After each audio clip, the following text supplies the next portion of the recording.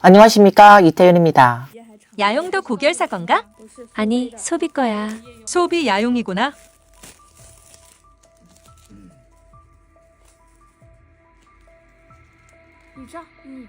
비춰봐, 비춰봐. 아, 세상에. 진짜 너무 심해. 징그러워. 이걸 한번 보자. 그 다음은 이 타연사 걸 보자.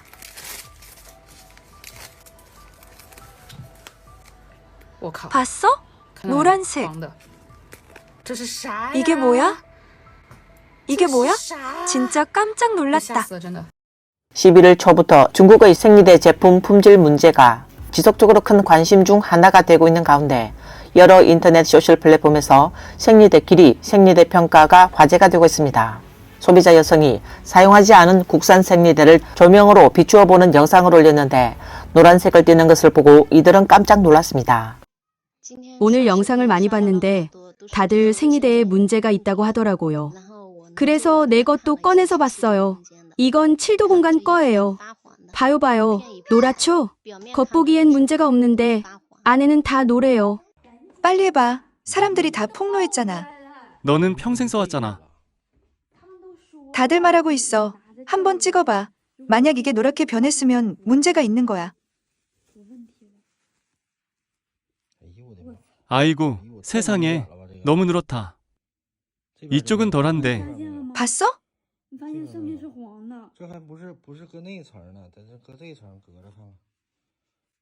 윗부분이 더 노랗잖아.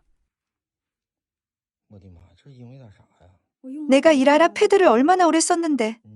이번 사건은 생리대 집단 탐방이라고 불립니다. 사건의 시작은 한 네티즌이 생리대를 측정한 결과 시중에 판매되는 여러 브랜드의 생리대 실제 길이가 포장에 표기된 것과 일치하지 않는다는 사실을 발견하면서 시작됐습니다. 그중 자유점, 나기야, 소비, 7도 공간, ABC 등 브랜드 모두 축소 현상이 있었습니다.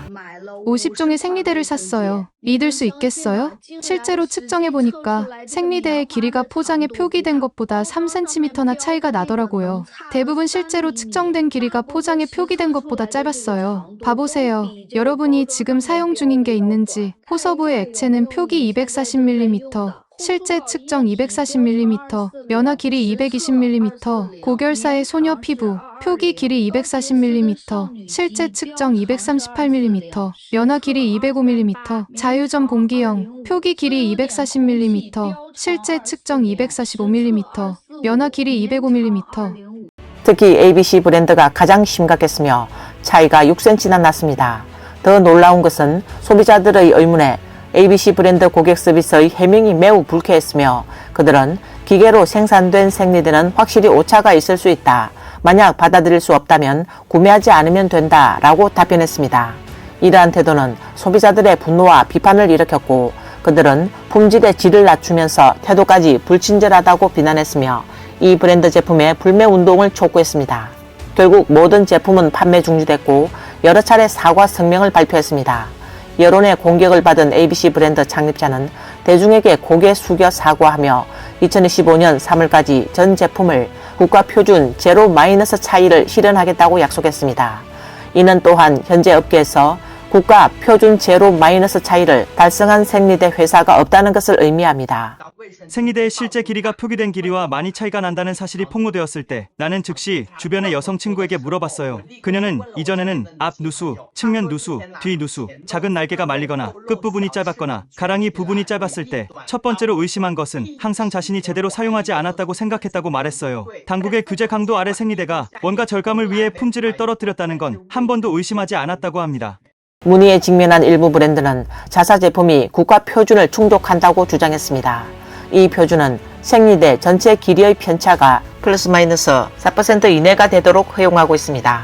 그러나 소비자들은 현행 국가 표준이 강제적인 표준이 아니며 면화 길이와 전체 길이를 구별하는 편차 표준이 없어 제조업체에 허점을 남겼다고 지적했습니다. 또 다른 소비자들은 중국에서 생리대의 pH 값과 포름알데히드 함량에 대한 요구사항이 각각 B급과 C급 제품 기준에 해당하며 이는 커튼이나 양말 등의 요구사항과 동일하다고 발견했습니다. 이는 여성 건강에 위험을 초래할 수 있다는 우려를 낳고 있습니다.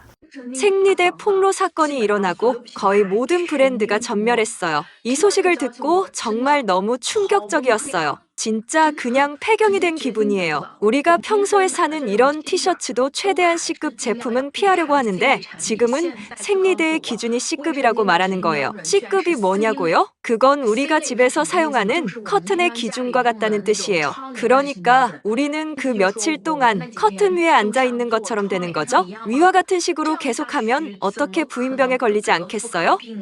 또한 일부 네티즌은 국산 생리대와 애완동물 배변 패드를 비교하기도 했습니다. 애완동물 배변 패드에 대한 공식적인 기준 요구 사항이 여성 생활 필수품인 생리대보다 오히려 더 높다는 사실이 드러났습니다.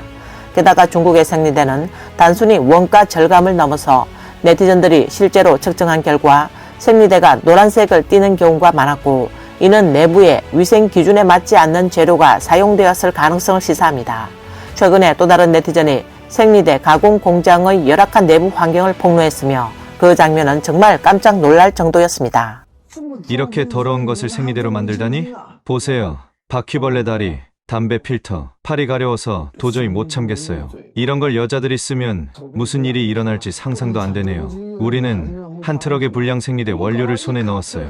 이 차의 비용이 고작 2,000위안밖에 안 돼요. 파렴치한 상인들이 이걸 가지고 수십만 장의 생리대를 만들 수 있다니.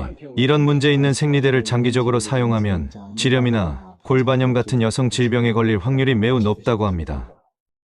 이 블로그는 여러 생리대 기업이 자신들에게 홍보를 의도했는데 그 과정에서 제조업체가 재활용된 솜털, 펄펄을 사용해 생리대를 만들고 있다는 사실을 발견했다고 밝혔습니다.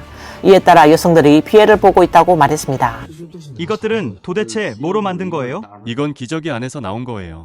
일부 불법 상인들은 더 큰 이익을 취하기 위해 유통기한이 지난 생리대를 회수해서 이런 방식으로 분쇄 가공하여 재활용할 수 있는 원료로 만듭니다. 이렇게 만들어진 생리대 원료에는 불순물과 쓰레기가 많이 섞여 있습니다. 우리는 한 실험실의 도움을 받아 생리대를 직접 만들어 보려고 시도한 끝에 결국 완벽한 불량 생리대를 복제하는 데 성공했습니다. 불량 재료로 만들었는데 겉보기에는 아주 정상적으로 보입니다. 안에는 불량 재료로 만들어졌다는 걸 전혀 알 수 없습니다.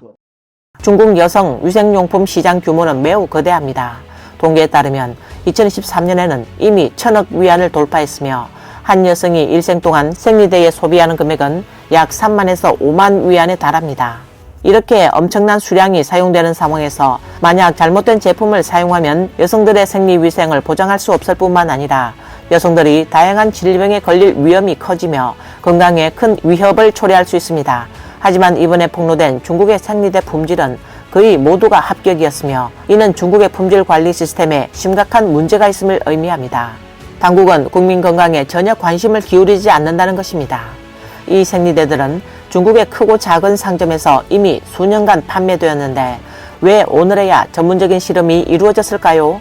더욱이 그것도 소비자들이 직접 진행한 실험이었습니다. 정말 너무 화가 나요. 더 화나는 건 매년 많은 돈을 써서 이 제품을 구매하고 또 모든 시민이 많은 세금을 내는데 왜 감독 부서가 지금까지 이 생리대에 문제가 있다는 걸 발견하지 못한 거죠? 3.15에서 이 제품을 빠뜨린 건가요? 그리고 생리대가 올해에만 이렇게 나왔단 말인가요? 정말 이해할 수 없어요. 게다가 더 말도 안 되는 것은 생리대 품질 문제에 업계 전체가 집단적으로 침묵하고 있다는 점이에요. 이건 좋은 신호가 아닙니다. 이런 문제가 발생했다는 것은 이 산업의 감독 부서에 심각하고 장기적인 공백이 있다는 것을 의미합니다. 정말로 이런 문제를 해결하고 싶다면 이 사안을 여론과 함께 감독 기관에 제대로 전달하고 진정한 배임 책임 메커니즘을 구축하도록 촉구해야 합니다. 기업만 감시한다고 되는 게 아닙니다. 기업은 항상 이익을 추구하니까 감독이 없다면 반드시 이런 문제가 발생할 수 있습니다. 이번 불량 펄펄 생리대 사건은 중국 소비자들 사이에서 국산 제품에 대한 불신을 일으켰습니다. 많은 소비자가 더 안전한 대체품을 찾거나 더 높은 기준을 갖춘 의료용 생리대를 찾기 시작했습니다. 이건 현장에서 생리대를 쟁탈하는 장면이에요. 전부 박스 단위로 가져가는 거 보셨나요?